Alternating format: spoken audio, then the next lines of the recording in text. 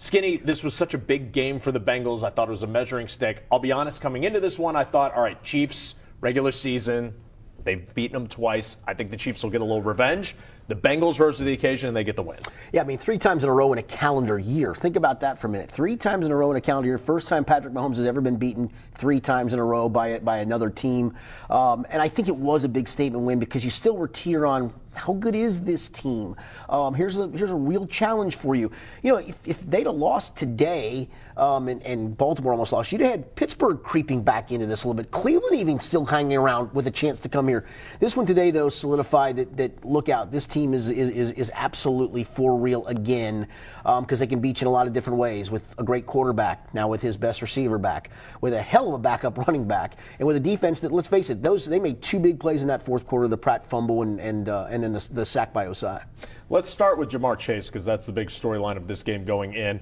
The hip, I think a lot of people, you and I probably included, I was a little skeptical of how well he was going to be because hips don't just magically get better. It takes time. I thought he showed flashes and he overall played pretty well. Yeah, he was asked on Wednesday. We talked to him at the podium. Usually it's his locker, but they brought him to the podium because everybody was going to want to talk to him. And I can't remember who started to ask the question that said, are you able to still do all the things, cut and move? And he said, bro, I'm going to stop you. I'm not going to let you finish the question because I think at that point, I think he felt confident in it. And he looked like the same old Jamar Chase today. I mean, his best catch of the day, unfortunately, wasn't a catch. The one-hander on the sideline that he couldn't get his feet down on. But, yeah, I mean, 7 catches for 97 yards. And just, again, his threat as well being out on that field. Huge return. He looked great.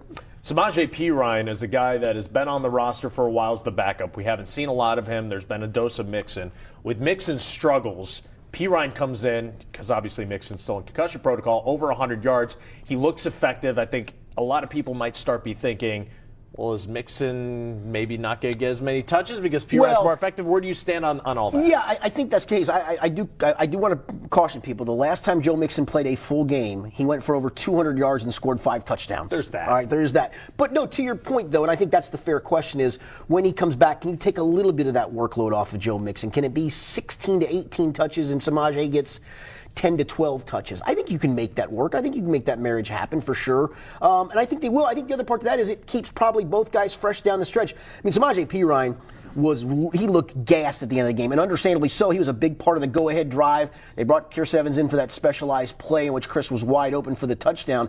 But I also think Samaje was gassed at that point as well. So he gave it everything he had. You have not missed a beat back there. But Joe Mixon's your starter, and he's your starter for a reason. So the Chiefs win for the Bengals, obviously big for the standings, big for the confidence factor. It seems like this team is starting to get its confidence back after, I don't want to say it was shaken at the beginning of the year. I think it was shaken in the Cleveland game. That's the one to me that I thought really shook him up because first game without Chase, you look not just bad, you look downright awful.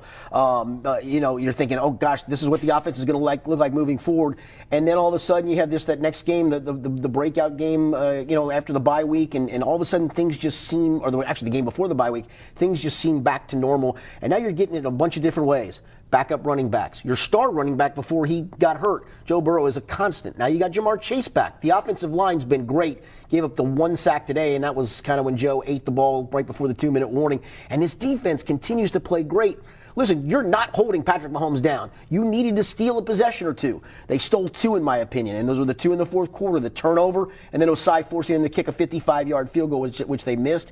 That's called complimentary football, and if you're going to be a Super Bowl team or a run to the Super Bowl, you got to have all those phases, and I think the Bengals do. So that brings me to my question now. With how the team is going and the confidence and the swagger they seem to have, is this team primed for another run deep in the postseason? They are. No, there's no question about it. And the other part is you get a chance to maybe be a difference maker. I mean, maybe that Buffalo game is for the 1 seed. Now you hold the tiebreaker over Kansas City if it comes into play. You keep hold with Baltimore. I mean, you almost got a huge upset in your favor today to put you a game in hand.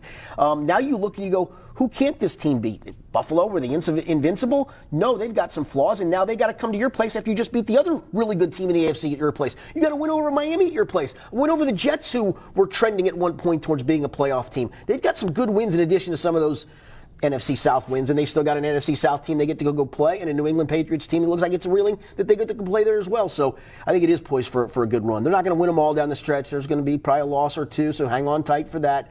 But this team is really good right now for sure.